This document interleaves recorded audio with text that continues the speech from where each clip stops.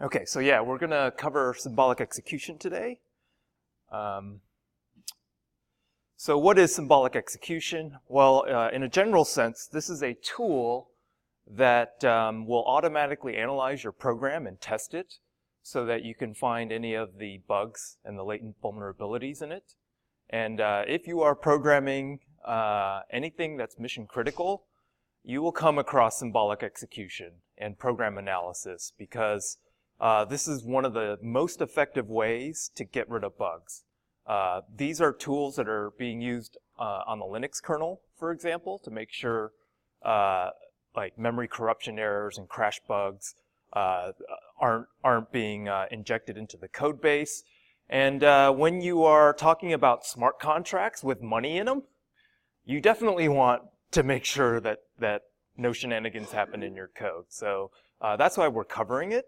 So what is symbolic execution? At the highest level, you can think of it as algebra for your programs.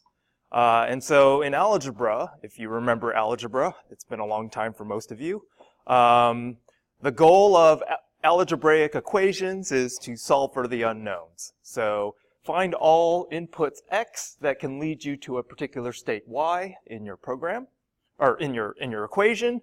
For programs, it's find all program input that can lead you to certain states.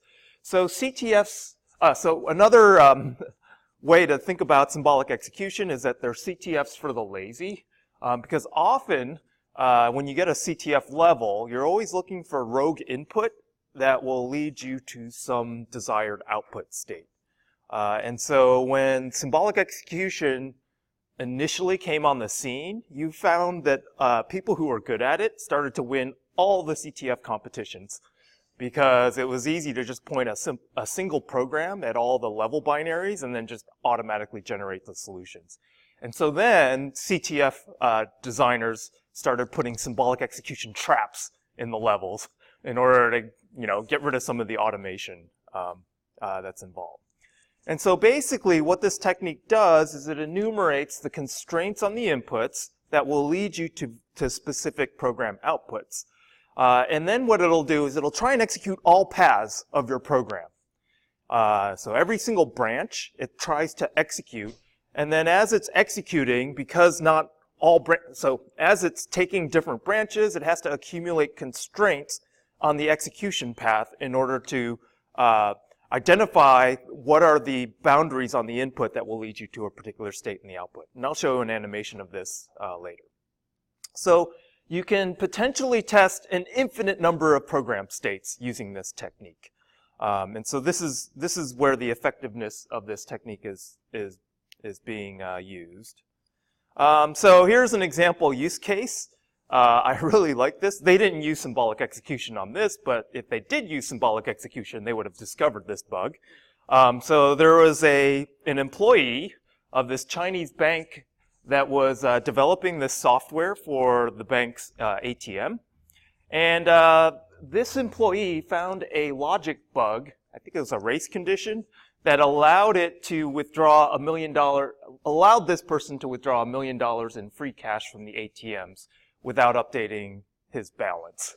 So, and it was a particular time. It was like there was a 1-minute time window where he could just go and withdraw and it would never update the balance on his account. Yeah, withdrawals around midnight were not recorded in the system. And if you had pointed symbolic execution at this program, you would have discovered that yes, at a particular point in time, you could withdraw all the money without a problem. And so this is the idea of the Manticore scripts in your code labs for this week. The idea is, can I find some input that gets me all the money out of that contract? So that you'll see every single level has that flavor. And of course, if you have a contract that's protecting real dollars, you would want to do this. That's like the most important thing for you to do, to make sure people can't automatically find a way to take all the money out of that contract.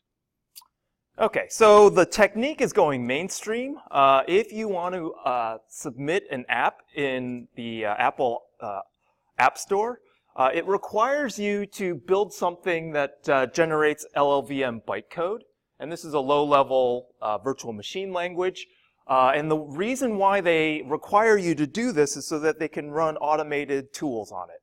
And in particular, fuzzing and symbolic execution on it.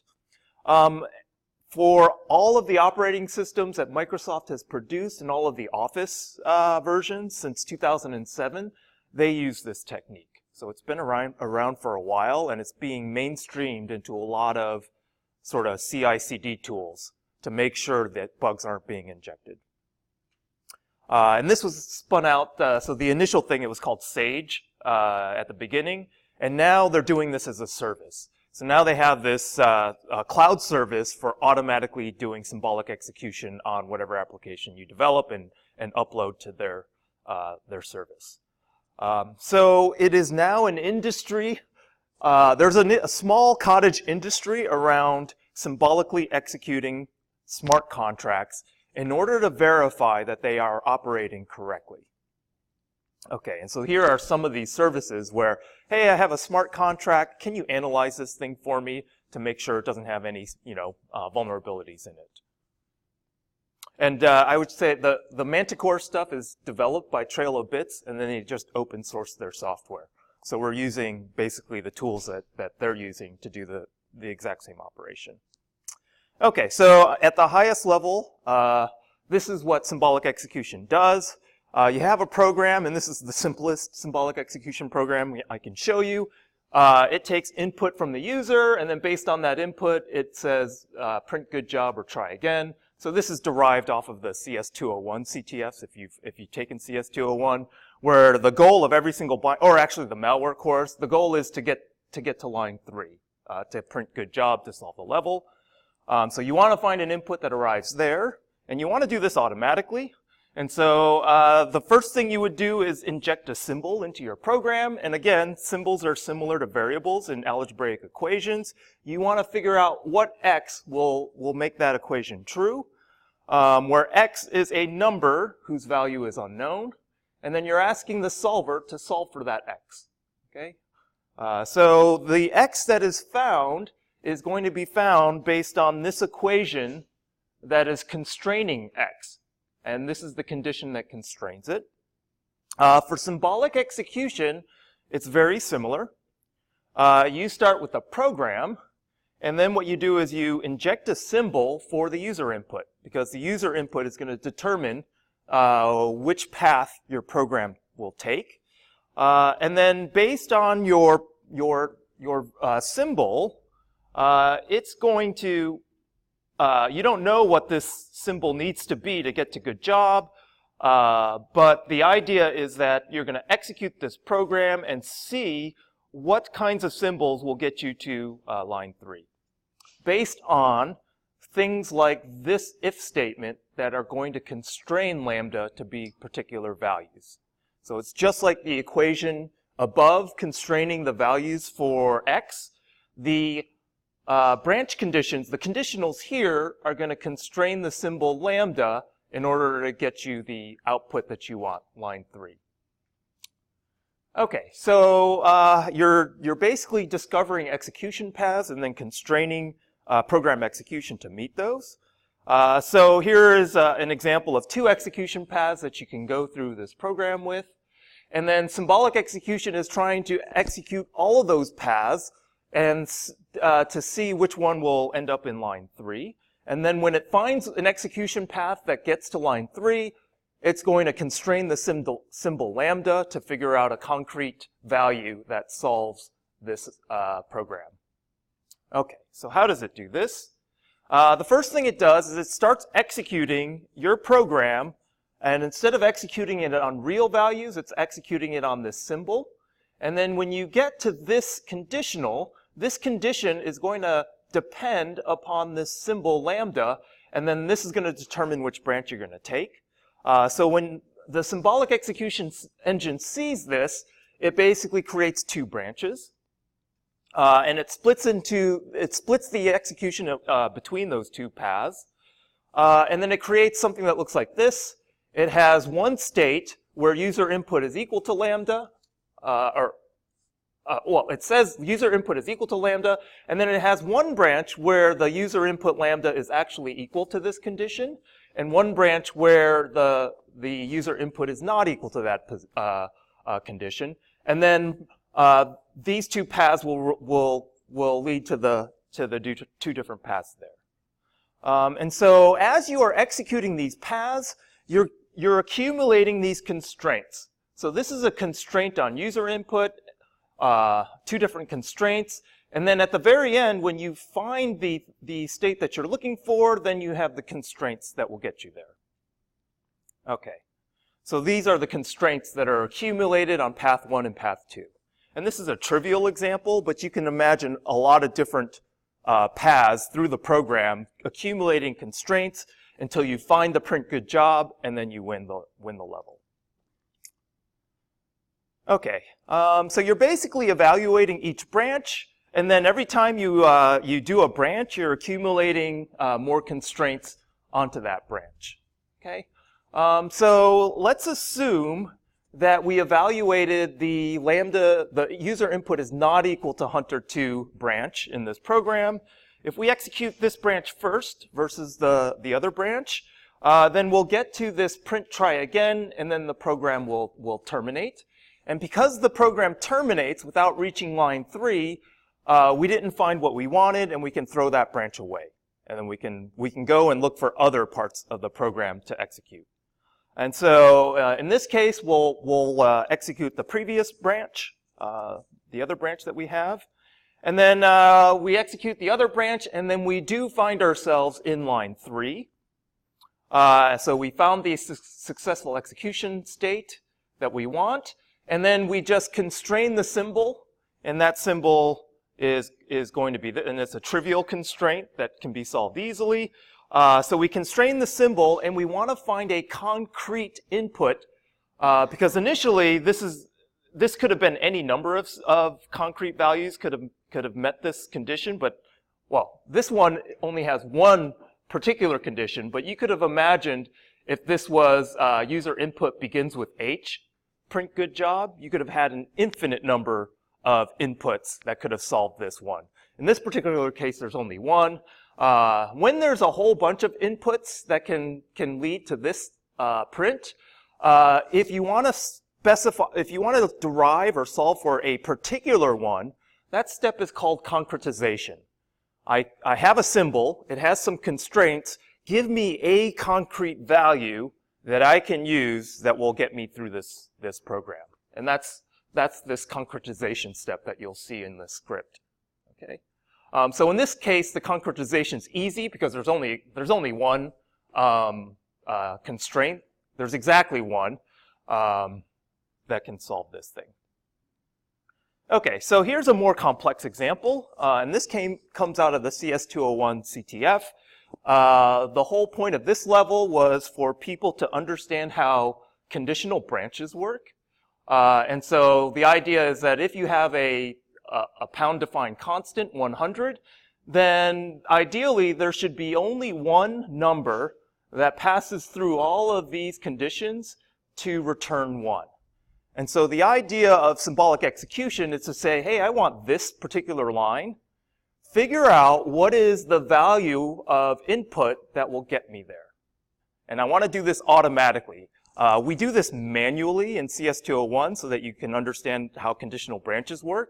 But then later on in the malware class, we're like, you know what? I don't actually want to do that work. I want to do this thing automatically with a program, and that's the idea. Okay. So if you break this function down into all the paths that it executes, you can see for all of these conditions, there are two paths. One will will return 0 immediately, and only one path is going to get you the state that you want.